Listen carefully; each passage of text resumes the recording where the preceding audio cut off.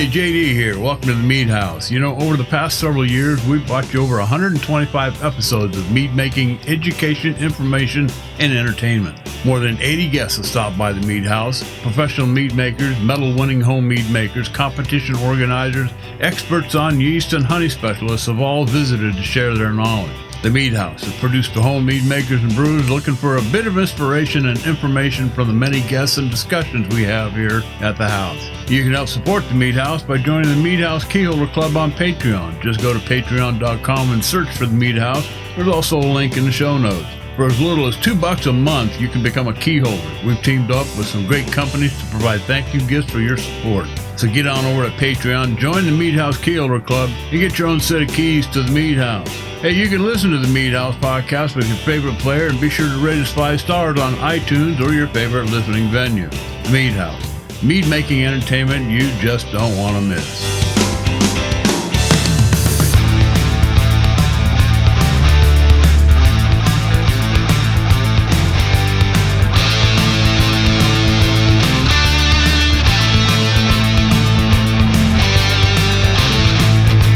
Many of our favorite microbrews aren't sold in bottles, but when you bring home that limited release double IPA from your favorite brew pub, chances are it comes home in a glass growler. However, we all know that glass growler, boy, that's a mouthful. Glass growlers have their drawbacks. They go flat once they're open. They let the air in, which spoils your beer, and they don't travel well at all. Well, that was then, and this is now. Growler Works makes a growler not only suitable for making that double IPA last longer from the brew pub, but now you can growler up your own home brew and share it with friends at the beach, barbecue, or the neighborhood brew party. Growler Works, pressurized growlers that come with a regulator cap, housing with a small CO2 cartridge, a dispensing tap, and a very pleasing design. Impress your friends at the next beach party with a smartly designed growler from Growler Works, growlerworks.com. That's WERKS.com, growlerworks.com with an E, sponsors of the 2019 Iron Bee. Welcome to the Mead House, and thanks for listening to episode number 131. You can catch the podcast on iTunes, Stitcher Radio, Spotify, and a whole lot of other places. They're listed on the website. The Mead House is produced for home mead makers and brewers looking for a bit of inspiration and information from the many guests and discussions that we have here at the house. Talk to us. We're on Facebook and Twitter, both at the Mead House, or you can just email us at info@meadhouse.com. Hey, Jeff and Ryan are both in the house. I'm JD Webb. Hey, in segment 1, he's a former Mead House co-host and farmer. Returning to update us on. We'll get to the farmer part during the interview, but he's returning to tell us what he's been up to since his move to South Carolina. Aaron Martin joins us tonight here at the Mead House. In segment 2, we recently posted part 1 of a 2-part series with Ash Fishbein of Sap House Meadery for our key holders on Patreon. We're going to give all our listeners a little bit of a snippet of that interview tonight on building blocks, the first steps in a recipe development. And then, of course, Facebook friends.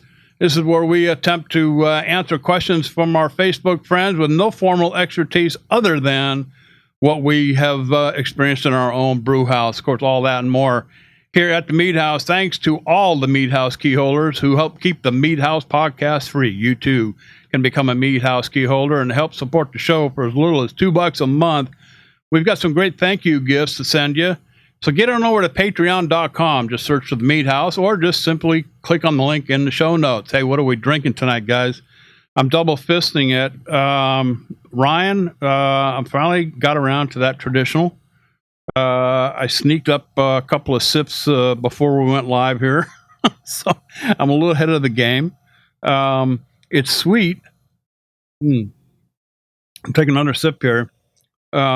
Really nice. I mean, it's crystal clear. Got a nice kind of a golden, very light golden hue to it. The honey, that's a familiar aroma to me. What kind of honey is this?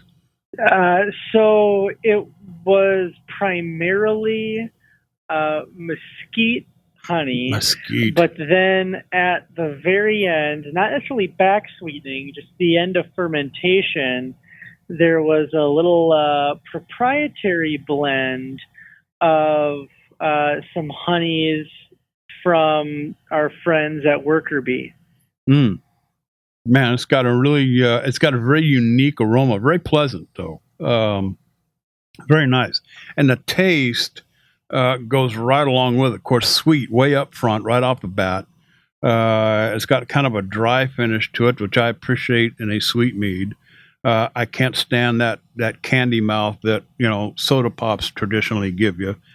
So this one came out very nice, Ryan. Congratulations on this one. And my other fist, I'm drinking an Avión Silver Tequila. Let me tell you about this. It's not a silver anymore. It went into a 2-liter barrel along with about another bottle and a half. Was in there for about 2.5, maybe 3 months. We drained it out, bottled it back up again. At that point, it was a really nice Reposado. I took one bottle. This is a 750 milliliter bottle. I put one of the little Black Swan Spirit American Oak, like almost a medium toast oak in it. And I turned this wonderful Reposado into one of the most delicious añejos that you'd want to drink.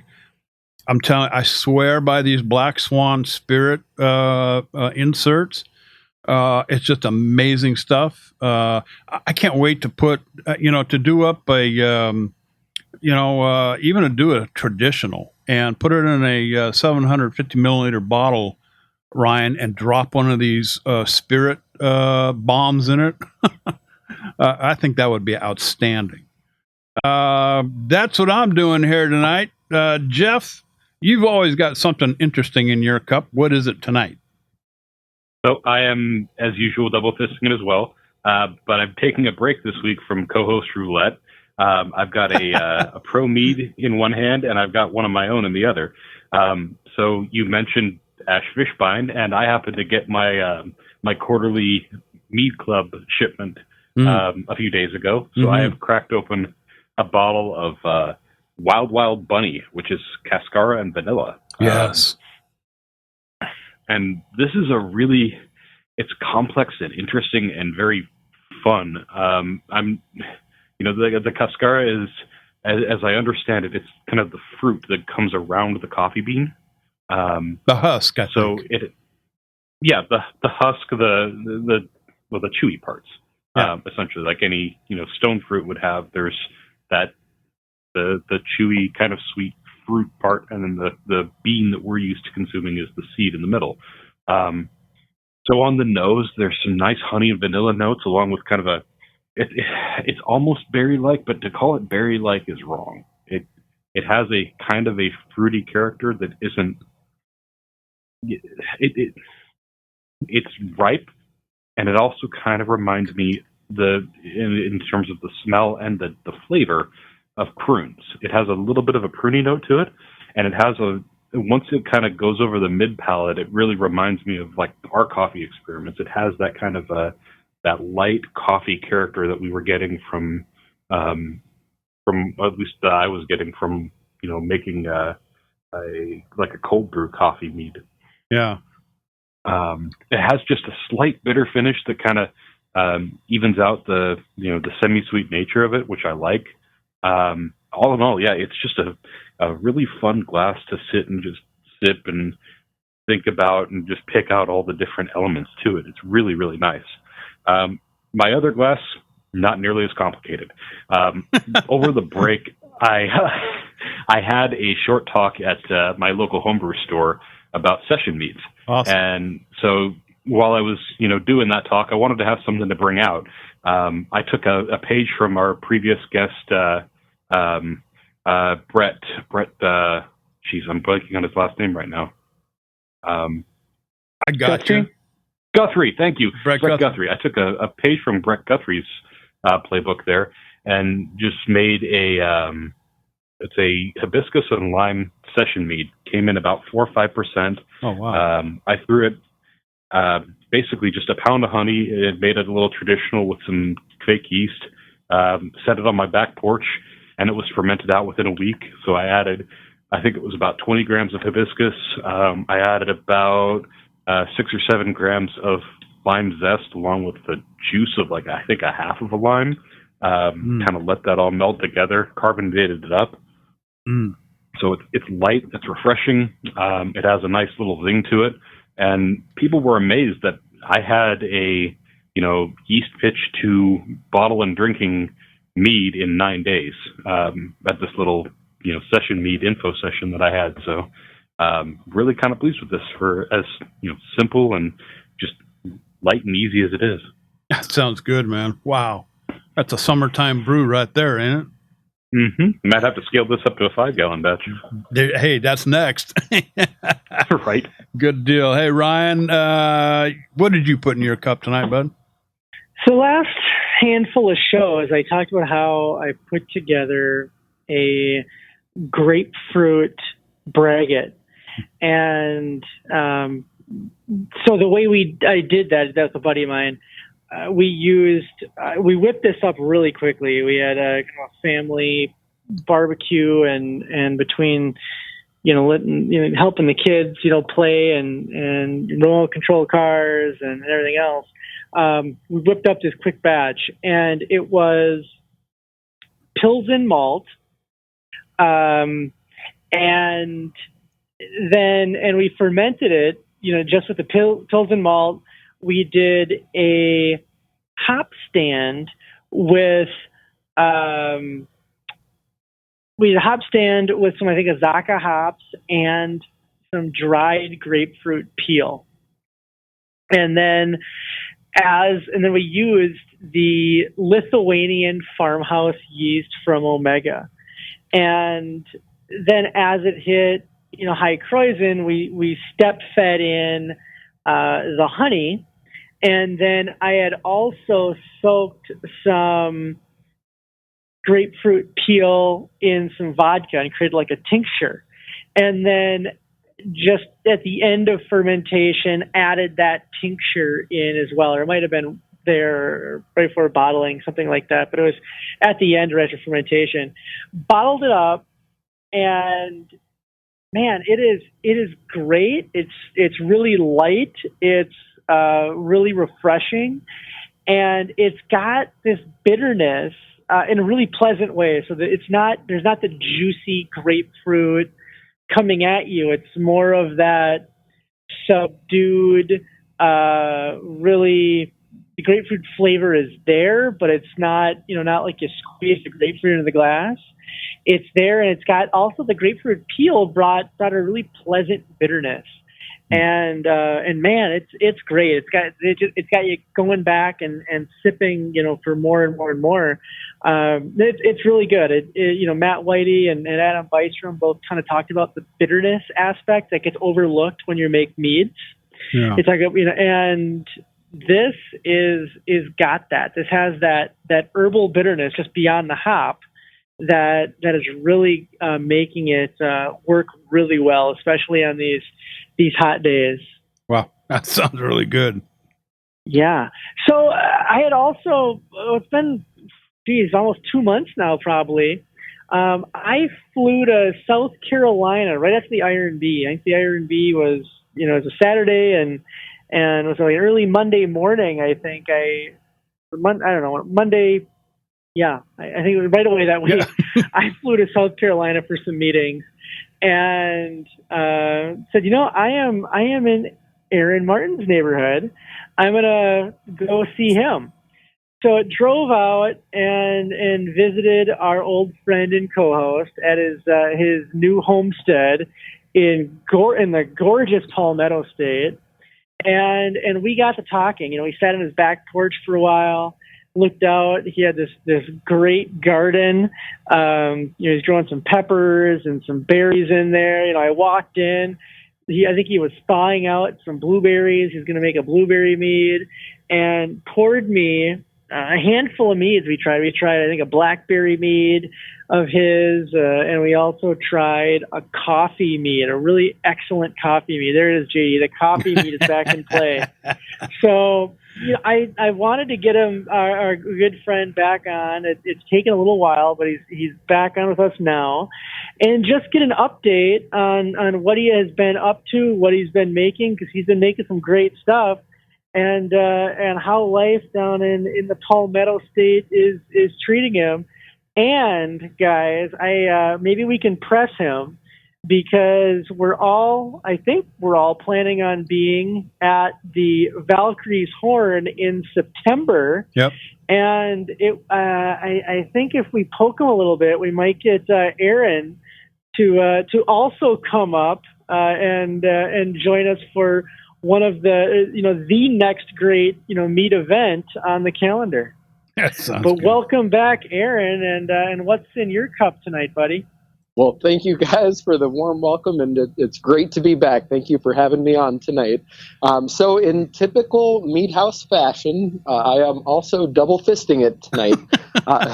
It's like a disease. It's spreading everywhere. That's right.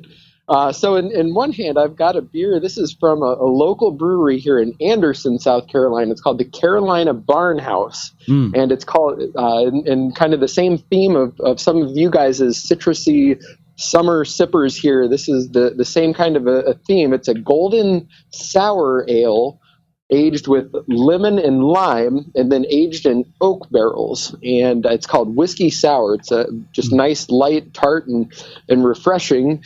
In the other hand, I thought this would be a good opportunity so this is going back, JD, this is going back like 3 years ago to when we first started the show. I don't know if you remember, one of the first experiments that I did was a honey varietal experiment where I was sampling a few different kinds of honey.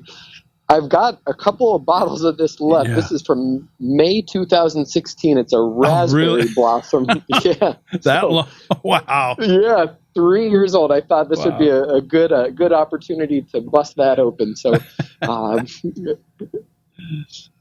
yeah, that's what I've got going. Good stuff. Yeah. So yeah, it's been an eventful, maybe year and a half, 2 years or so, I think, since I've last been on, and things have been going well. It was great to catch up with Ryan on his visit down here. Yeah. So tell us what you've gotten back into mead making. I know you had to move. You kind of had been making mead for a little while. You've gotten back into it. I know you made, let's see, we had a coffee and a blackberry, and I know that you were going to make a blueberry. Tell us how your mead making has either changed or hasn't changed, and what you've been up to since then. Yeah, absolutely. So, I think in terms of how my mead making process has changed, I'll kind of go through. If you guys remember back when I lived in Wisconsin, I could pretty much get away without having any temperature control. I had a basement in my home up there where pretty much year round, even in the summer months down there, it would still stay like no warmer than maybe 68, maybe 70 degrees. And I learned a lesson the hard way. Actually, one of the meads that I had Ryan sample when he was here was a hopped mead gone wrong. So I have a closet up here in my new man cave in this house up in South Carolina, and this is probably like February time frame, like a little over a year and a half or so ago. And when I started fermenting, it was cool outside, and as South Carolina is prone to do, in a matter of days, it flipped the switch and turned into summer pretty quick there. So maybe the last week or so of primary fermentation, this mead just got way too hot and produced some fusels and stuff like that. So I realized that if I'm going to keep doing this mead thing here, I'm going to have to get temperature control under control. So I invested in a chest freezer, and it's a Johnson Controls A421 temperature controller set up now in the garage, and now I can just dial that into whatever temperature I want. So a lot of the meads that Ryan tried, other than that first hopped mead gone wrong, I had done that with the temperature control. So like he was saying, you guys, you probably remember some of my favorite styles of mead are big, strong berry bombs, fruit bombs. Yeah. So I've been getting into like a black currant mead. I'd be kind of interested to tell you guys that was my first experience with a competition as well, but also the blackberry coffee, the coffee bochet that Ryan tried as well, and several others that we've got going on. Outstanding. So, yeah. Why don't you tell us about that coffee when I tried? We kind of teased that out a couple of times here. Yeah, please. Yeah, I will. Yeah, JD, you'll despite your best efforts, you just can never get away from the coffee thing. It's like, you know what? Till the day I die, dude, I'm never gonna live this coffee thing down. Go ahead. So, if you guys remember, so this was not long before I left the show. We had Carvin Wilson come on the show. Right. And if you guys remember, we did like a mead swap with him. So one of the meads that I sent him was the original coffee bochet that I think Jeff and I have worked on, like the same recipe for that one. And Carvin was just awesome with the feedback that he gave. But one of the notes, the tasting notes that he had for me was that he wanted to see a little bit more pronounced of a coffee flavor that kind of carried through, the full, aftertaste, throughout the full palate experience kind of a thing. So what I had done on that first batch was just it was a 1 gallon batch, and maybe a third of a gallon was like cold brewed coffee. And that was it. That was all the coffee that I used. Yeah. And what he had suggested was, well, try throwing in some coffee beans, maybe some coarsely crushed up coffee beans in primary, some in secondary, as well as the cold brew coffee. And, that would just kind of serve to intensify the coffee character a little bit. So that was the difference between version 1.0 and 2.0 here with the coffee bochet. Mm-hmm. And I've got to tell you guys, I know listening, I've continued to listen to you guys and just absolutely awesome. love the show. Thank you. And I know coffee bochet sometimes gets kind of a bad rap, or coffee mead gets kind of a bad rap, but I have to say, this is a crowd pleaser. My family and friends, every time I pull a bottle of this out, it always seems to get pretty positive reviews. Wow. Outstanding. Yeah. I'm glad to hear that somebody amongst the old crew was successful in putting together a pretty decent coffee mead. It's been a hard one for me to overcome. I've tried. I'm not willing to give up yet. But I'm just, in the back of my mind, I'm still thinking about it. And I did one that was more Kahlua-like. The guys seemed to like that one. I mean, that was something that, you'd want to, put a couple ounces in a cup of coffee in the morning or whatever. But to come up, I've had very few really good. Amaro Gallo is the one that sticks in my mind, guys. I can't remember totally. where that. Yeah, I was just, I'm a big coffee. I mean, I like big, strong, big, dark coffees, and it's difficult for me to overcome that part and put together a mead. But when I tasted that Amaro Gallo, I was like, that's like everything. That's like everything. I mean, it wasn't a big over the top, dark roast, big, bold coffee flavor. It was actually pretty mild, but man, it was there. I loved it. It was good stuff. So what about, I off and on, I see what you're doing out there. And, in the introduction, I said, former Meat House co-host turned farmer. I heard about the garden, but I'm gonna, and this is gonna lead into something else. But tell me about the gardening. Have you always had a green thumb? So my wife and I have to say, only one of us has the green thumb, and that would be my wife, Devin. I'm more like the muscle, so. When we need to haul compost and manure from the front yard to the backyard and till it in and do all this, that's my job. Yeah. Then once the plants are in the ground, then that's where she takes over and keeps me away from killing them. But it's quite the garden. We have always had a garden dating back to when we lived in Wisconsin. And as we moved from like one house to the next, the garden just kind of gradually got bigger. So I think the first house we lived in, it was just like a little tiny, maybe 6-foot plot on the side of the house. Then the next house, it was maybe a 7 by 5 foot garden plot. And now this thing is, it's just a monster. It's 50 feet by 20 feet.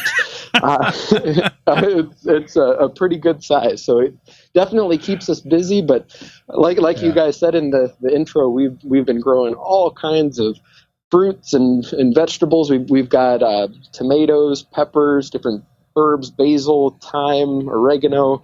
But what I'm super excited about are the berry plants. This is the first year they're in the ground, so we just got a handful of berries, but we've got strawberries, blackberries, blueberries, and raspberries going. Yeah. I remember when I first moved to Colorado and bought the ranch. I had an old John Deere A tractor, and my cousin who lived 4 miles north of us, he had a single bottom plow that would fit on the back of the tractor. So I went and picked it up. And I started plowing up a plot of ground there on the farm for, just a vegetable garden, just a, household vegetable garden. Well, Sure. by the time I got done, I had like a 1/4 of an acre plowed up. And I thought, holy cow. So we went ahead and planted the whole damn thing. I bet we ate off that one garden for 2 years.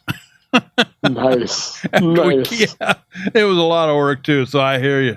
I'm there. I caught up with you here a while back, and I tried my hand. I gave a recipe to Tabasco. They said, "Hell no, this is way too hot." But you got into fermenting some hot sauce. Is that right? How's that? Are you still doing that? Yeah, I do. I definitely something I enjoy. It's a pretty interesting process, for those of us that have an interest in mead making or beer brewing and, fermentation. It was something I think I was naturally drawn to.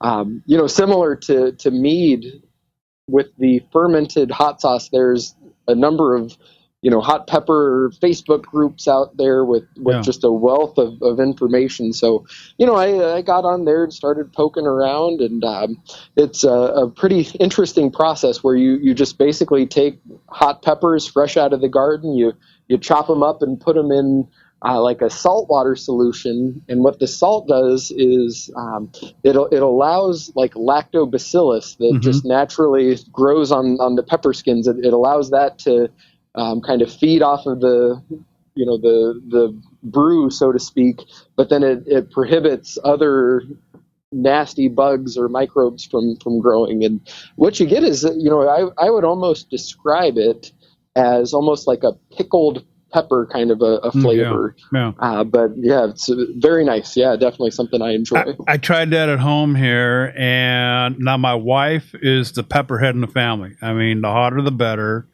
She'll sometimes take that sriracha chili that comes in that little green bottle, or that, the little green top on that plastic bottle, and she'll squeeze that out on Ritz crackers and sit there and eat them until her forehead is just pouring sweat.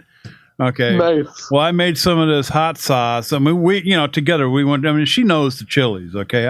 I'm not I don't know one chili from another half the time, but she picked out the chili. So we made this hot sauce, dude. That could have peeled the paint off of any car known to man. I mean, it was. She said that stuff was so freaking hot. So I stopped making She said, "No, you don't need to be. We can buy it in the store. Yeah. Don't make any more hot sauce." So I quit. Oh wow. So Aaron, yeah, we had just staying on peppers. We had talked, and the Valkyrie's Horn competition has a special category, which is capsamels. Now we were talking. Have you toyed with putting together, or still in planning stages of kind of putting together a hot pepper mead? Yes. So I'll kind of preface this by saying I drew some inspiration. I think it's a bee nectar mead that's out there on the market. It's a cherry chipotle mead. And I mean, this stuff is it's fantastic. You get the tart cherry juice flavor, but then there's definitely a very strong honey presence. And then just all throughout the experience, you just get this smokiness from the chipotles, and it's spicy. There's a good amount of heat, but it's not overwhelming or overpowering. So I've drawn some inspiration from that, and actually I'm still kind of in the planning phases. But what I've done so far is just played around a little bit with tart cherry juice, and then taking some different types of peppers from the garden, I threw those on the smoker and steeped these different smoked peppers in this tart cherry juice. So I think my test batch there was like a smoked serrano pepper, habanero, cayenne, and then I think there was a fourth glass where I blended all three of those together. And, just the cherry juice with those chipotles, I mean, it really is a match made in heaven. I mean, very, very complementary flavors. And then actually just a couple of weeks ago on the weekend, at the farmer's market here locally, there's a local beekeeper who sells, it's a wildflower honey, but he was telling me that one of the primary floral sources is tulip poplar, which grows here in the area, and it's a darker honey. It's very rich, almost I would say almost chocolatey. So as I was kind of tasting that, I thought that would just be perfect for this mead. So I've got the ingredients now. Kind of toying with different yeast ideas. Kind of eyeing RC212 as maybe a good option there, but definitely that's one I'm going to have to get in the fermenter here before too long. I've been making some homemade salsa here at home lately with chili arbol. There's a little dried, little long, slender chilies, and what I do is I take them and I put them in a pan on the stove and basically just kind of smoke them up a little bit, brown them up in the pan, and they get this really nice smoky flavor. And then combine it with some tomatoes, tomatillos, garlic, onions, and whatnot. You're sitting here talking about a chili mead. I keep thinking, because lately I've had a couple of smoked meads that have had a degree of smokiness to them. And I'm wondering about a chili mead with these chili arbols that have been kind of toasted up in to introduce a little bit of that smokiness.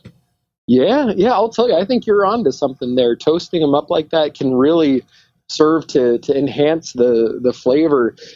Speaking of hot sauces and things like that, maybe a couple of weeks ago, I've been doing these fermented hot sauces, and then other hot sauces where you just boil the jibas out of these peppers and maybe some garlic and onions, and then you blend it all together. Well, I got the idea of maybe oven roasting some of the peppers and then blending that up, and even doing that, you get kind of like you're saying, JD, just a nice smokiness, and you kind of get this like fire roasted character in the hot sauce. Yeah, exactly. Yeah, I think you're onto something. Yeah, I think that would be awesome. Jeff, chime in here, bud. I'm just listening and enjoying myself here. I've been kind of toying with some ideas for a capsaicin myself, and I, not to throw too many ideas out here, I'm just kind of enjoying listening to the idea. So like, I think you're onto something as well with that smoked pepper flavor. I've been toying a little bit with some smoky flavors in some of my meads, with especially that the sizer with the smoked stuff that I put together last fall. I think some smoke and some heat and some fruit all together could be real pleasant. Valkyrie's Horn, Aaron, are you going to be able to make it up there, do you think? Yeah, so you guys said that's coming up in September? Yeah, Ryan, September. set the dates, bud. Yeah, September 27th and 28th. That's a Friday and Saturday. It's a big competition, so there's going to be 2 days of judging. Friday, a full session on Friday and then a full session on Saturday. And Saturday evening is the award ceremony and then a meetup, a big meetup. So, one of the premier opportunities here of the year to talk with mead makers from around the country and share some unbelievable home meads and commercial meads and just have the community together. And then kind of as we've been talking about a couple of the surprises or gifts for the judges and volunteers, and I had mentioned, Adam Bystrom, who was on, who's one of the great mead makers up here, is making a keg of his Mazer Cup gold medal winning grapefruit hopped mead, which is just unbelievably delicious. So he's going to do that. That'll be available on one of the days because it probably won't last the 2 days. And then each day at lunch of the judging, so Friday and then Saturday, there's going to be a mead panel. And the mead panel is going to feature some of the top home mead makers and I should say just top mead makers around, or beyond around, let's say top mead makers period, who are going to be answering questions and talking about how to make great mead in kind of a Q&A also format. And that is only available for folks who are volunteering, because this is, you're volunteering to judge, and then you take a break for lunch, and we have that panel, and then you volunteer, then the judging in the afternoon again. So it's kind of one of those really amazing benefits that you can only get if you're volunteering. And that is, we need lots of volunteers. They need volunteers to judge, steward, cellar master, et cetera. So, you can check that out and get involved. But the guys we're all going to be there. I know Jeff is going to judge, I think. I'll be there helping out. JD and possibly Raven, I think, are going to come back to town. I hope both of them come back to town. Yep. And we're going to be hanging out and having a great time. And it'd be wonderful to have you join us as well for the weekend. Oh, that sounds awesome. Well, let me take a peek at the calendar and check in with my better half here and see what we have on the radar in late September. But Ryan, I do have one other.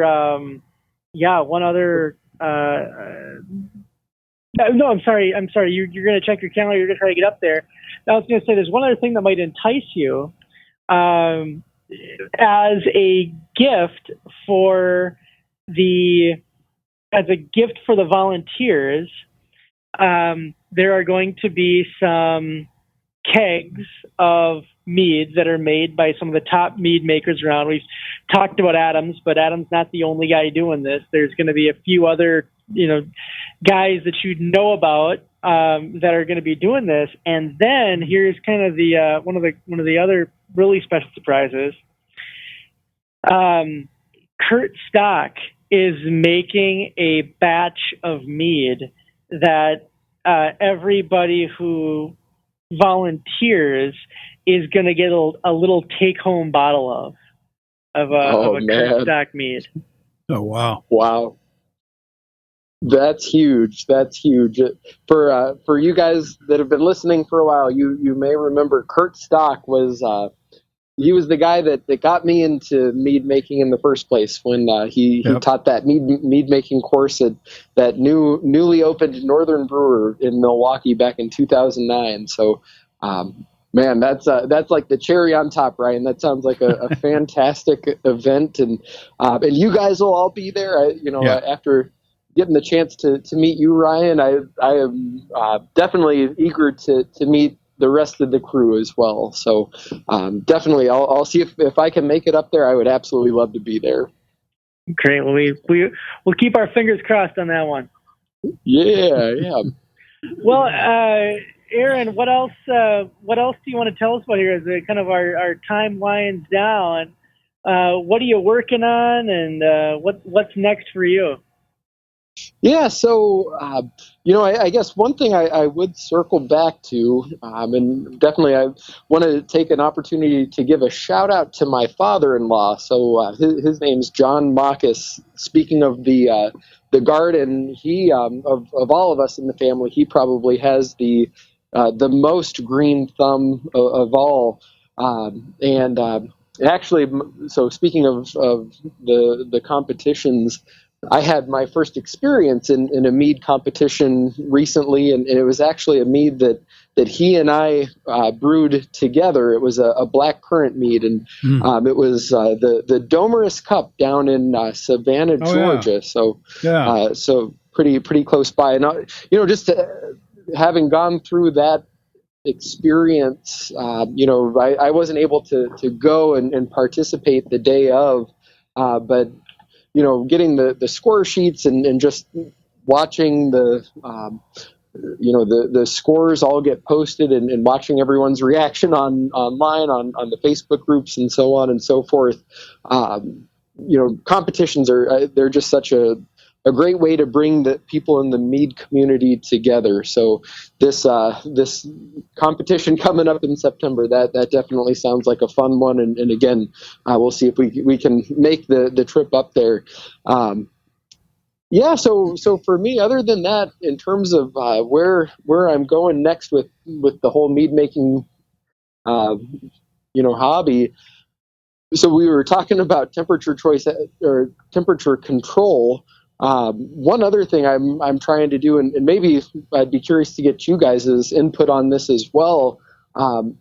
In the winter time, now that I'm fermenting out in the garage in this chest freezer, in the summer I've got to cool everything down, but in the winter I'm going to have to heat everything up. So actually, just today we purchased a ceramic heat emitter. It's the same kind of a thing that they use to heat up reptile cages and stuff like that. But I wanted to throw that out there to you guys to see, do you ever have the need to heat your meads, and if so, how do you guys go about doing that?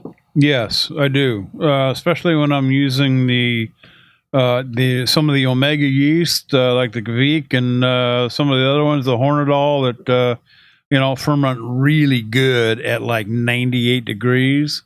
Yes. The ambient temperature in my house is about 72 degrees year round. Even in the summertime, the air conditioner runs 24/7 at that point.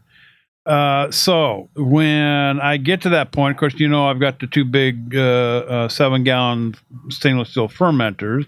I've got a Mylar heating pad under each one of them, and with my temperature controller, I can come to within a degree, hot or cold. So that's how I'm able to maintain a 98 degree fermentation temperature. Just plug in the temperature that I want into the controller. And then it just keeps the heat source going and maintains, the fermentation temperature. So same thing on the cool side.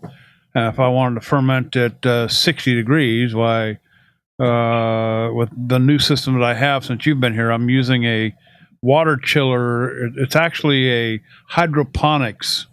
Got it from a hydroponics store. It's a water chiller. I can go all the way down to the chiller goes down to, I think it was 36 degrees. So I can maintain fermentation temperatures in the low 40s. I've had it all the way down to almost 39 degrees. Whoa. So I can cold crash pretty easily that way. And it's a very it's a very efficient system. So Jeff, take off, man. My heating system is not nearly as high tech as JD's is. It still requires a little bit of fiddling, so to speak. But I picked up a sleeping bags and heat pads and that kind of. More or less, it is. It's a piece of plastic with heating coils like kind of embedded in it. That just has a little plug that plugs into the wall. And I just basically masking tape that to the bucket or the fermenter, depending on what I'm using. Everything's got a temperature gauge on it, so I see where that's going, and it usually does a pretty good job of raising the temperature around 10 to 12 degrees above ambient. If I want to kick it up a little bit further, I've been experimenting with wrapping a towel or a blanket or the other cloth around it just because to act as an insulator there, and that's kind of let me dial it in and get to whatever sweet spot I'm wanting to hit, as long as the inside of the house stays relatively constant. So that's kind of my take on it. I've been fermenting in kind of the upper 80s for a lot of my Kvik yeasts in bigger batches for that, and it's worked out pretty nicely.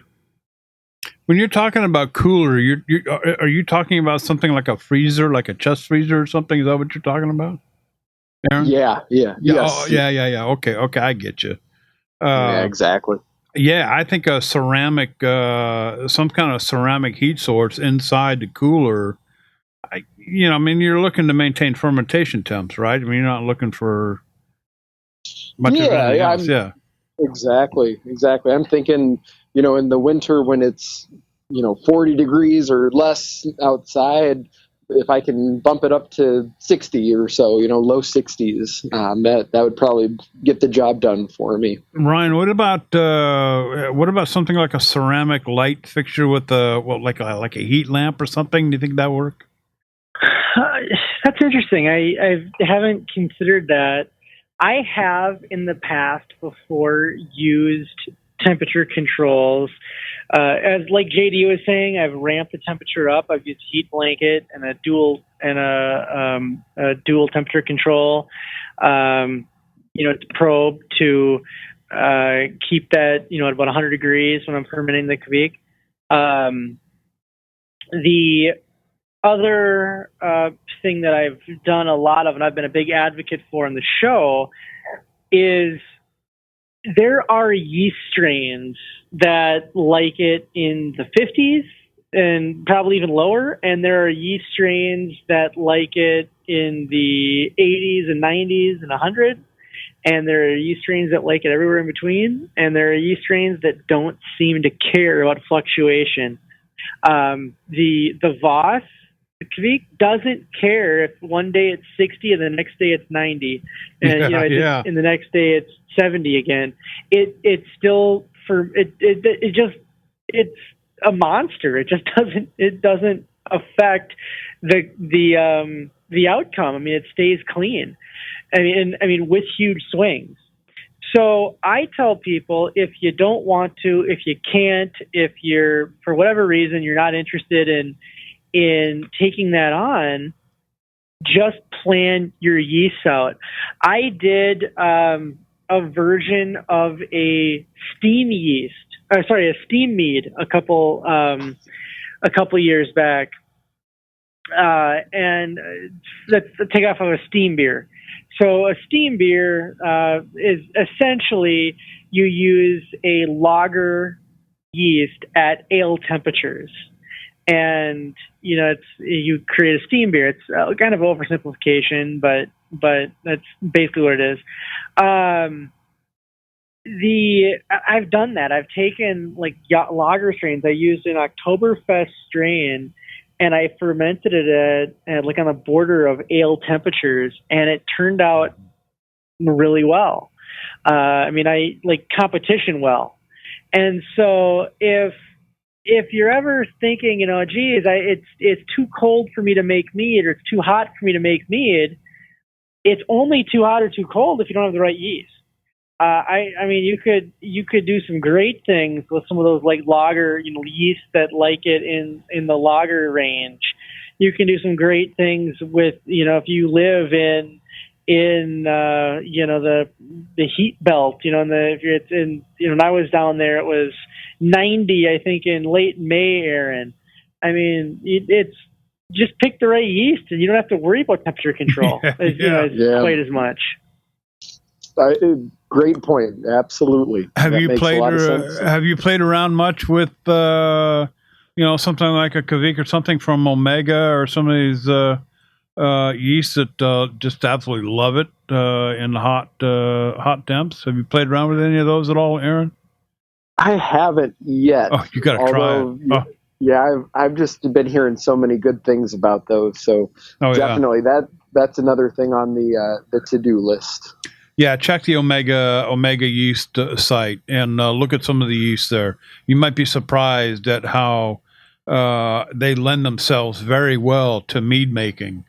I mean, there's more out there than the typical wine yeast that I think we're all used to. Some of the beer yeasts out there really do a good job in mead making as well. Absolutely. Well, thank you guys. You've all given me a lot of good things to think about here. Thanks for stopping by, Aaron. I mean, good Lord, it's been it's been a long time coming, and we're so glad to have had you with us here tonight on here at the Mead House. Again, former co-host Aaron Martin, guys. For all of our listeners out there, Aaron was one of the original co-hosts, along with myself in Mississippi. Jeff came aboard, then we recruited Ryan one night. Ryan appeared as a guest, and I said, "Hey, dude, what are you doing on Tuesday nights?" So it was so good to hear from you again. I'm gonna take another look at the hot sauce deal. And maybe get a little more involved in some of those Facebook groups and see if I can do a better job at making some, I mean, come on. I can't quit now. It's just like the coffee thing. Why give up, right? Exactly. Oh, well, thank you guys for having me back. It's been a pleasure to catch up with you guys as well. Aaron, we'll do it again soon, my friend. Thank you so much. Thank you, guys. Take care. All right. Wow, Aaron Martin, guys. I caught up with him here. It's been a while. This whole chili pepper thing with the hot sauce and whatnot. I thought, oh, that's something I ought to try. And so I did. And well, you heard me talking about it. I mean, dude, I put out some hot sauce that painters could use to strip houses with. I mean, it was bad. Anyway, what a fun night to have Aaron here with us as a guest on the show. Segment 2, guys. Well, first of all, we're back from hiatus. Let's do a quick round the table here while we still have a little bit of time, and catch up on what we've been doing over our break. I'll start it off. I had that couple of projects going. I've got one that's been kegged, and this was the bacon. You remember Jim from Cascade Beer Candy Syrup? Sent me a custom recipe that he put together at my request. Bacon bourbon. That's in the keg, and oh gosh, I gotta get my notes. I should have been prepared. It's coming along. I had a little trouble getting it to clear though. I had to do some. I had to do two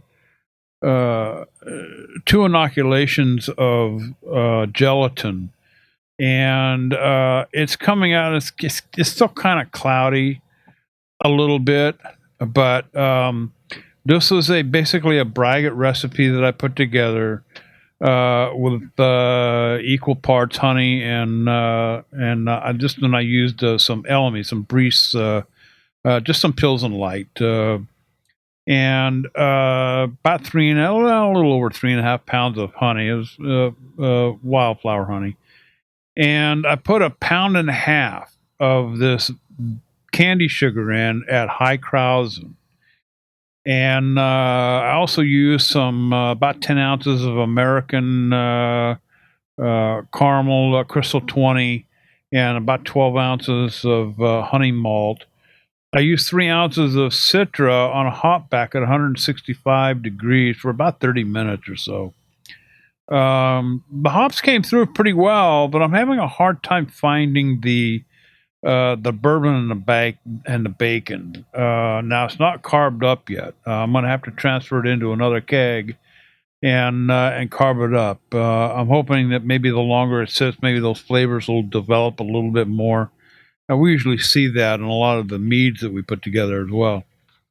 The other one I got going, it's actually cold crashing. It's been cold crashing now for like 3 weeks.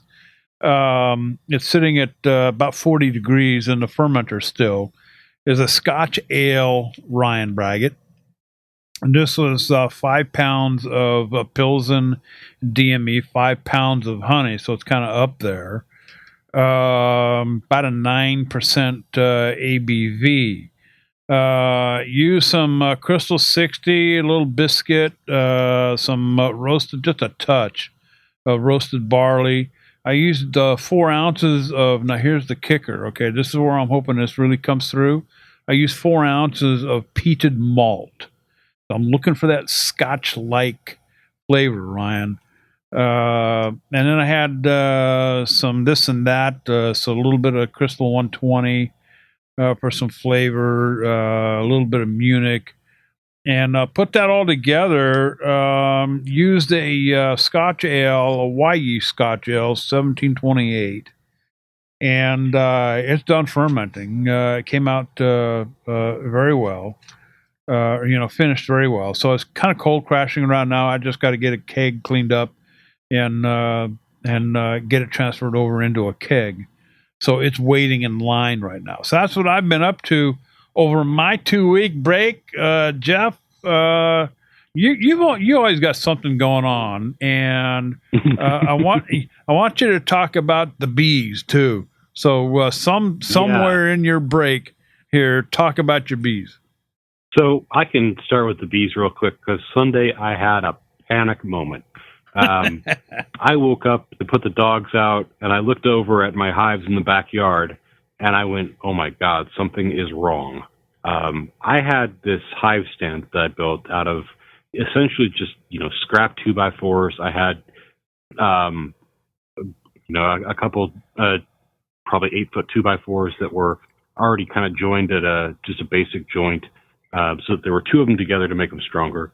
I took 2 pairs of those. I ran some 2x4s before them. I had some 4x4s that were acting like legs. And then for the sake of kind of balancing out in my yard that has a weird tilt, a couple of those legs I wound up kind of shimming with a little bit of a brick.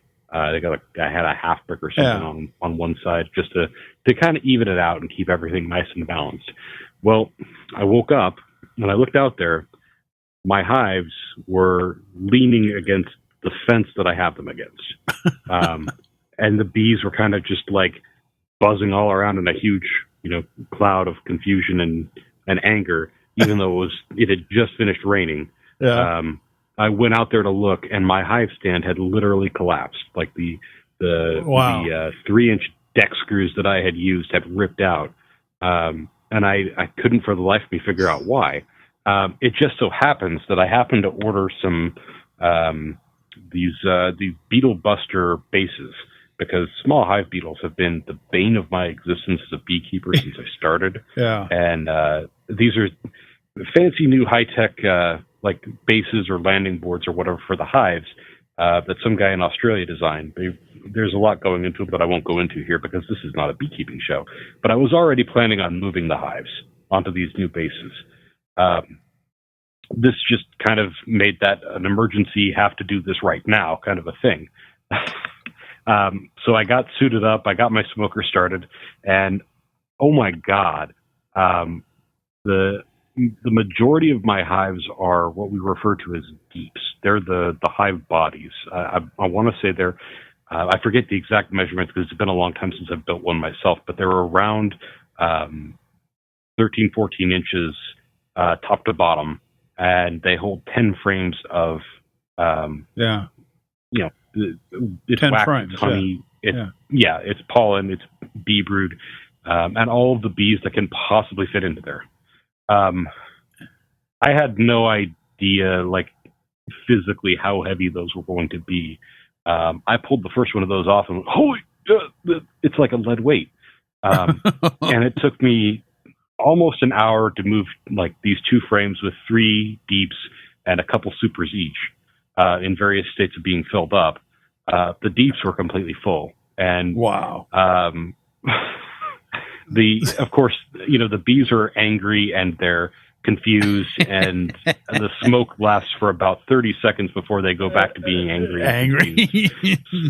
Yeah. So I think I probably squished way more bees than I feel comfortable with, on an emotional level. Oh, wow. But I did some kind of some searching and some, back of the napkin math. Each of those deeps that I was talking about holds about 80 pounds when it's full. Oh, wow. Figure 3 of those on each hive, plus supers, which they're about 6 inches. They're really small. They call them supers because they're superfluous honey, supposedly. Yeah. It's the extra honey that I'm going to harvest. Although I may end up harvesting one of those deeps too, because unlike Minnesota where it gets really cold, I think in Kansas we can get away with only having 2 deeps. Yeah. Regardless. So how much honey do you think you have? Well, I know I have 1 completely full super, and a couple of those other supers are pretty close to being full. I don't know how much I'm actually going to be harvesting versus how much I'm going to be leaving to the bees, but I can tell you the reason that hive stand collapsed is because there was an excess of 500 pounds, not counting the woodenware hives themselves, on top of that sucker. So we talking quarts or are we talking gallons? We're probably talking maybe a gallon, maybe 2. I don't know if I'm going to fill up one of my empty 5-gallon honey batches this year, even if I harvest all the excess deeps. But I'm getting a honey harvest for the first time, for sure. Awesome. Well, hey, what's going on in the fermentation room? Sure. So I think shortly before we took a break, I got this fool notion to try and do a pineapple mead. Because I don't know if you guys got to try the, I think it was Boulou. I gave you guys a 4-pack of cans from Boulevard here. It was it's a wheat beer that they make with pineapple and coconut. Loved it. Yeah. And it is freaking redolent with pineapple and coconut. You don't even notice the beer. The beer is like an afterthought with that thing. So I decided to try maybe do a pineapple coconut mead, and instead of doing, throw some pineapple into primary, I just took 3 cans of Dole pineapple juice. Yeah. And added about a pound or 2 of honey. That took me up to 1080. I threw some Vosk fake in there and let it go. For using juice, Dole pineapple juice apparently has a lot of extra stuff in it because I have a layer of sediment on the bottom of this fermenter that I might as well have been using pineapple puree. Yeah. It is thick. So I'm going to rack off of that eventually. My plan is to replace all that crud at the bottom of this fermenter with some nice roasted pineapple from the grill and some toasted coconut. I got to get both pineapple and coconut and process that myself because I feel like I just want to do it, have that level of control. I don't want to use the store bought, desiccated coconut or anything like that. I want to toast it myself. Yeah. So that's one of my 2 projects. My other major project that I'm working on, I think I mentioned it before. I have a kind of a Frankenmead going. And it's not even a Frankenmead, it's a Frankenbrie. Because what I did, I took some Pilsen malt.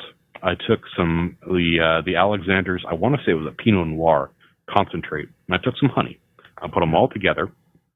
Yeah. So it's not really a Pyment. It's not really a braggot.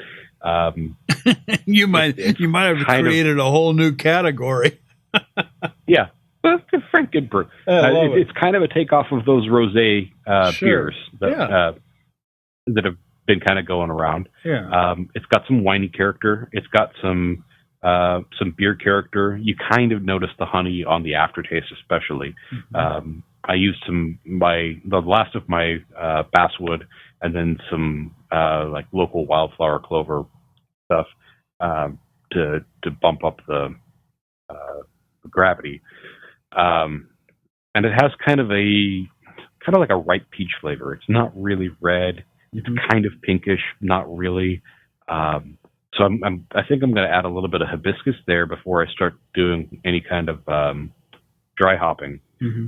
But the goal is to have, a nice complement between kind of wine character, kind of beer character, and a little bit of mead honey character. And end up with something that's tart and refreshing and easygoing. I did do some steeping grains, of course, for the braggot side of it. I steeped in some honey malt because always steep in honey malt. Yeah. And I steeped in some carapils just to kind of help it get some head retention. I also played a little trick, and I can't remember if it was a quarter pound or a half a pound. I have to go back and check my notes. But I added some acidulated malt just to bump up the acid content and give it a little bit crisper finish. And it seems like it's working because it does already have just a slightly tart finish as it stands. Really, I want to add a little bit of hibiscus, not so much for the flavor, just to kind of color it up a little bit and get it a little bit more in that pinkish, rosé-ish ballpark. That sounds good. And then I'm probably going to drop in some Citra hops and maybe a second hop just to kind of, add another layer of flavor there. Sounds good. And if you guys remember that Belgian Golden Strong that I gave you guys bottles of, I emptied that out of the fermenter and then just dropped this must wort whatever on top of the yeast from that. So it's also got a little bit of that fruity yeast character from the Ardennes Belgian yeast going on too, because I was particularly fond of that yeast character there. Yeah, sounds good. Sounds good. I've been playing with lately. I love the pineapple coconut deal. I mean, that's a good combination right there. Mm-hmm. Ryan, you before we went on break, you had mentioned, I think, a couple of times you were working on this carrot thing.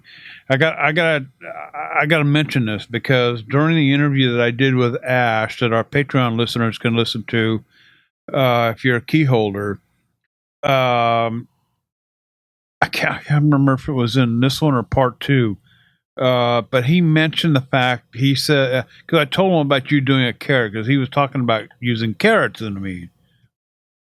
And he says, do you know if you use the carrot tops? And I said, hell if I know. So, Ryan, I know you're always up to something on our break. Besides the carrot mead, what else you got going? Yeah, so I had told everybody that I was going to be at the Beer and Bacon Classic, or Bacon and Beer Classic in St. Paul. Yeah. Which I've done now the last couple of years, doing a demonstration. And by the way, it's a fun event. It's a really great event. I think the last one of the year is in Chicago. So if you're in Chicago or can get to Chicago area, be sure to check that one out. The Beer and Bacon Classic. But I brewed it's going to be a braggot. I just did the beer portion at the event. It was a brew in the bag, and we had talked about it a little bit, that I was kicking around the idea of doing a white stout. Yeah. And a white stout has the flavor, the roastiness, the chocolate, all that stuff of a stout that you'd expect in the stout, but it's very light in color. It looks right. Yeah. Very, very light, golden or straw color. And so I put that together, and I did a brew in the bag version of it. And so brew in the bag, and I used Ireland stout malt, which is very light in color. It's just a malt that's typically the base malt typically used for stouts in at least parts of Ireland or parts of that part of the world. Some flaked oats, some flaked barley. I use some oat malt, some malted oats, some German smoked malt, because I wanted to bring out. So I wanted the creaminess that the mouthfeel that the flaked oats, the flaked barley would bring in. Yeah. But then I also wanted some of the smokiness. So I used some German smoked malt, and then in the mash I put some coffee beans, some light roast coffee beans, right in the mash. Oh, yeah. And did that, and then boiled with some hops, and then I aged it or fermented it on some heavy toast French oak spirals from a barrel mill, and so it was fermenting, and it was very quick fermentation. Then added in some honey, some mesquite honey, and a vanilla bean, or some vanilla bean. And so you've kind of got the smokiness, the smokiness from the smoked malt, the vanilla. Oh, I added some lactose too. So you get the creamy mouthfeel from the flaked oats, like barley, and the lactose, the smokiness from the German smoked malt, the vanilla from the vanilla bean, and then some more of that the smoke and even some wood from that heavy toast French oak. Now, the only thing I was thinking about was potentially adding some chocolate from Amaretti, just adding in some chocolate extract that they have, which wouldn't give it any color, but would just add some chocolate. I don't know yet. I'm gonna see. I'm gonna taste and see how it turns out. And then I did, kind of as a little bit of a twist on this, used a Belgian yeast. So I used a big Belgian yeast. Oh wow. High gravity Belgian. Like a monastic Belgian, to give it some of those good Belgian flavors. But I think it's going to come out well. We'll see what happens, and look forward to tasting that. You said you add your honey. You didn't put the honey in it this time. You're going to add that later on, right? Yeah. So they didn't have being at this outdoor brewing event, didn't have running water with like a wort chiller nearby. Yeah. And I wasn't super concerned about chilling the wort right away. So I brought it home when it was still, above. It was, I think it was like 120 degrees or something when I packed it up, but I like adding the honey closer to 100. Yeah. So when I got home, it was at a better temperature to start adding the honey. And actually I kind of waited anyway, because I like adding the honey once that fermentation gets going, so that I can retain some of the aromas and flavors from it. Yeah. So did that. I also worked on the carrot mead kind of thing. Now remember, it's a braggot that has carrots and then orange in it as well. So it's kind of not like a straight carrot mead. So did you use the carrot tops? I did not use the carrot tops. No, just the orange. Ash said something about carrot tops make a really great salad too. I said, dude, I usually throw that crap in the trash. But carrot tops, I've never tried it, man. So what do you think about maybe dry hopping with some carrot tops or something? I don't know. I mean, it's just throwing it out. I'd be afraid of getting too much.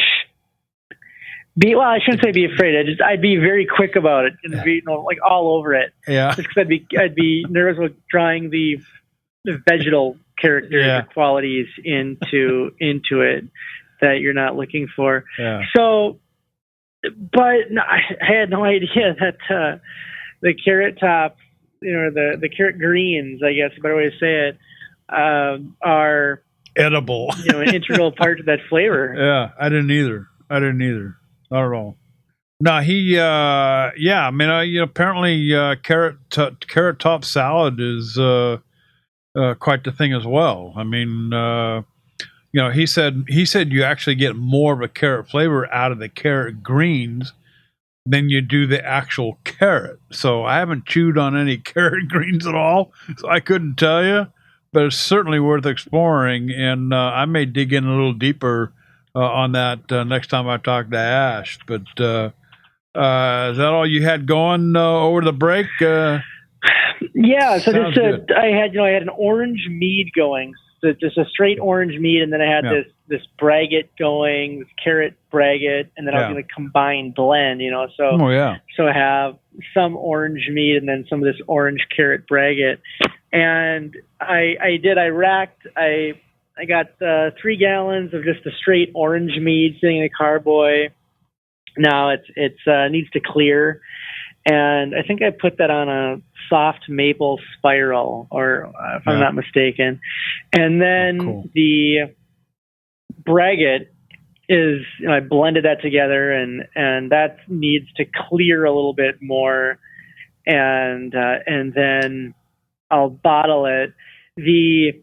It's not going to clear all that well because it's a wheat braggot, so the wheat's not gonna clear, or not gonna settle too much or clear too well. And then it's also a Kavik strain, which has just kind of mild, or I should say moderate flocculation. So it's not a strain that's going to drop super crystal clear on its own, quickly. So it'll be a hazy one, but I don't care. All the cool kids are drinking hazy beers these days anyway, and hazy stuff. So I think that should be good to go in the next couple of weeks. Sounds good. I spent some time with Ash Fishbein over at Sap House Meadery. He was kind enough to spend actually a couple of nights with me. And we did a couple of interviews. Part 1 is already in the can, uploaded to Patreon. This is a pretty special deal for our Patreon key holders out there. The interview kind of centers around an aspect of mead making that is rarely discussed in any kind of a mead show that I'm aware of. There's basically one book that I know of out there that really deals with mead and food at the same time. And of course, it's Chrissy Mannion Zerpor's book, The Art of Mead Making and Food Pairing.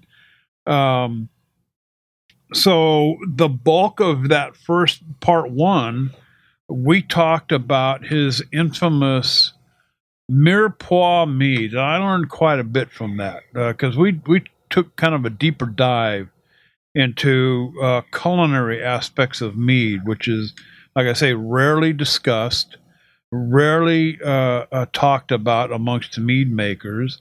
We all sit around and think, mead is made for drinking. Well, you can also cook with it. I found that out with a pork roast that I used a kind of a very rich berry mead on. Made a glaze that turned out fantastic. Put some herbs in it. Wow, that stuff was good. But one of the things that he mentioned during this interview, he started talking about building blocks. Now, Ash Fishbein is first a chef, second a mead maker. He started his professional career out as a professional chef. So he's got that background when it led him into his mead making. So we wanted to explore the culinary side of mead. Something, guys, that he mentioned that I want to come back to after we play this clip is building blocks. And you'll get a little bit more after you listen to this clip. So let's play that clip right now. I mean, I don't have a school of thought on that. I think both applications, whether primary or secondary, have their place, no matter what ingredient you're adding. When you do things in primary, I think you create great building blocks. I think I would look at it more like that. If you're going for the true flavor of the ingredient, secondary is certainly a great way to go.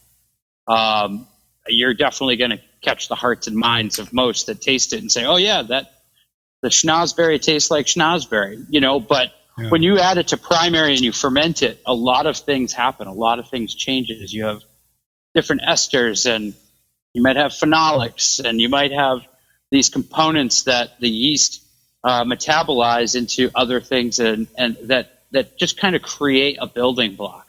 While a blueberry may still taste like a blueberry, it does go through a transformation. Chances are there aren't any simple sugars left. The chances are the yeast has eaten the fructose and a great majority of the glucose. So, I mean, things change. That ingredient isn't that ingredient anymore. It's metabolized and changed. So I look at it personally when I build recipes as a building block. Do I want that building block on the foundation of what I'm building right now? And then secondary is used for bringing out some great true characteristics of that fruit. I mean, the world right now, the industry we're in, a good portion of people are into these big fruit bombs, and that's great. That's all for them, and that works out well. If you're more into the means of subtlety and you're into the nuances of fermentation, you might go a different approach, because a lot of that can be hidden by that. The only person I know that has done that extremely, extremely well is, of course, Ken Tram. I mean, I think that guy has nailed how that works, and I don't need to go divulging into that. Okay, we're back from listening to Ash. Building blocks. Actually, the first steps in recipe development. I don't care if you're making a cake, you're making a mead, you're making a pot roast, whatever it is that you're making. Building blocks. Jeff, starting from the beginning. Now he made a lot of emphasis on the honey being like the foundation. That's where it all starts, right from the honey, and then building on top of that. What are your thoughts? Well, and I take a very similar approach. I kind of refer to it as like elements, or like a primary flavor and a secondary flavor and things like that. When I'm putting together a mead, I think in very similar terms. I think, well, what am I trying to highlight here? What are some interesting parts? Truth be told, not all the time am I looking for honey to be the star of the show. With this strawberry monster mead that I put together, the strawberry is going to be the star of the show. The honey is going to bring some extra additional fun stuff to it, and the yeast is going to do some stuff too. But yeah, I like the approach of building blocks and just saying, okay, well, this is what I want to be the primary focus, and then I'm going to add this block and that block, and eventually, you build a recipe up from that. Yeah. I think that's a great, very easy to understand and conceptualize approach. We started, we talked a lot about the mirepoix. Keeping it kind of simple. I mean, you can make all kinds of meads out of anything, all kinds of vegetables, fruits, you name it. And we've talked about that on the show. To keep it simple, we focused in on a little bit more in depth on the mirepoix. What a lot of people don't understand is how to properly put a mirepoix together, Ryan. And that is, you start out with your carrots first. Most people will put everything in the pot at the same time. And if you ever got caught doing that in chef school, I think you'd probably get thrown out. You always start with the carrots first, but because the carrots are more dense, they're a harder vegetable. You need to cook those down for a little bit to extract the flavors. That's the whole idea of a mirepoix, is to build that base. And then from there, you add your celery. Celery contains a whole lot of water in it, so you want to kind of sweat that out a little bit. Onions cook up rather quickly.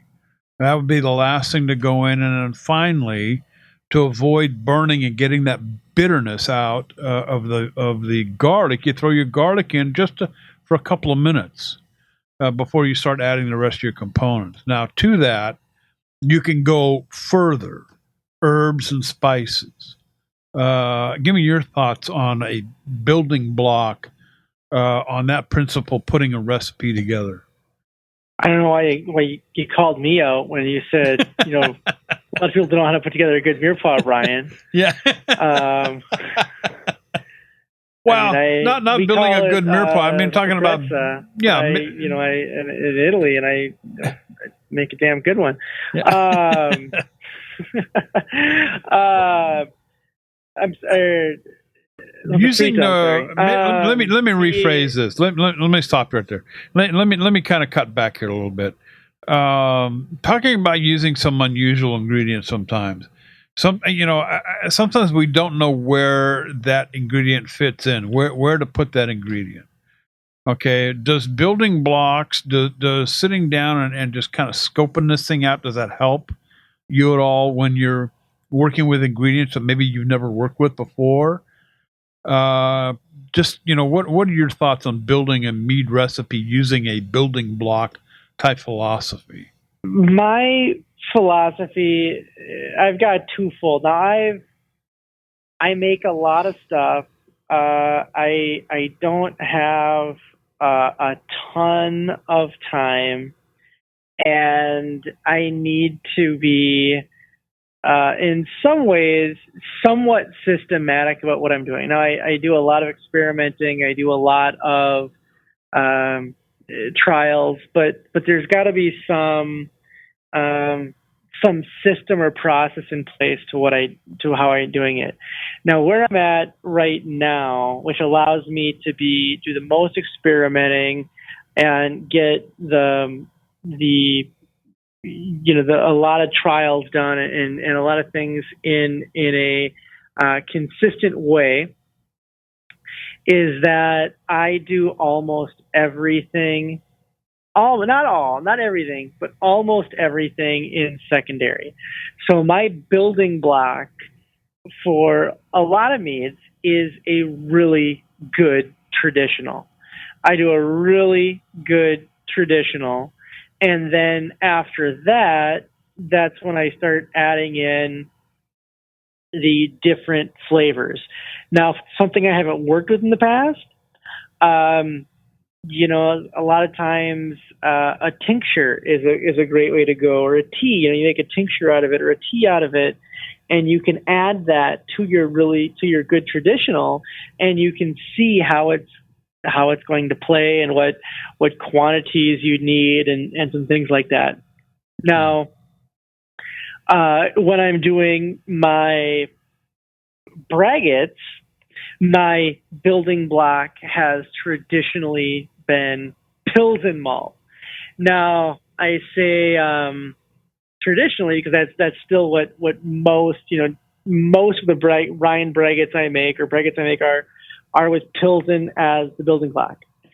However, I just picked up a bunch of other malts, and I'm going to do trials using Maris Otter, wheat, Vienna, Munich, rye, and even sorghum, and seeing how they come out that way. So that is like I said, one of those things where it's not all the time, but for me, the building block is a really good traditional. That's your foundation. That's the foundation. Words.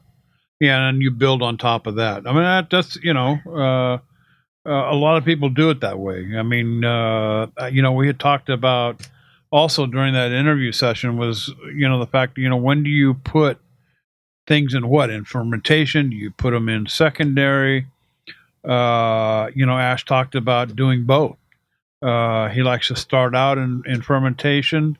You'll pull some flavors out there, but you might get some unique flavors out of the same thing, a little bit different kind of flavors in secondary. Maybe more of that fruitiness component, that you're looking for in secondary. So it was a really great interview that we did with him. Can't wait to get part 2 posted up. This is where we deal with his barrel project. Sap House Meadery has probably got one of the best barrel aging programs going.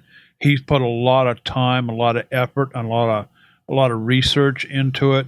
So we talked about that, and then of course amongst other things. But at any rate, guys, we need to wrap it up. Don't have any time for Facebook friends tonight. I apologize.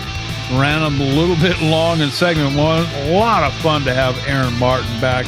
Special thanks to Aaron for stopping by the house today. But hey, in the meantime, happy mead making. We got another great series coming up in part 2 with Ash Fishbein. That's going to be it for this episode. Hey, Ryan, flip the lights off. Jeff, slam that barn door shut. We'll be back next week with episode number 132 of the Mead House. We're gone.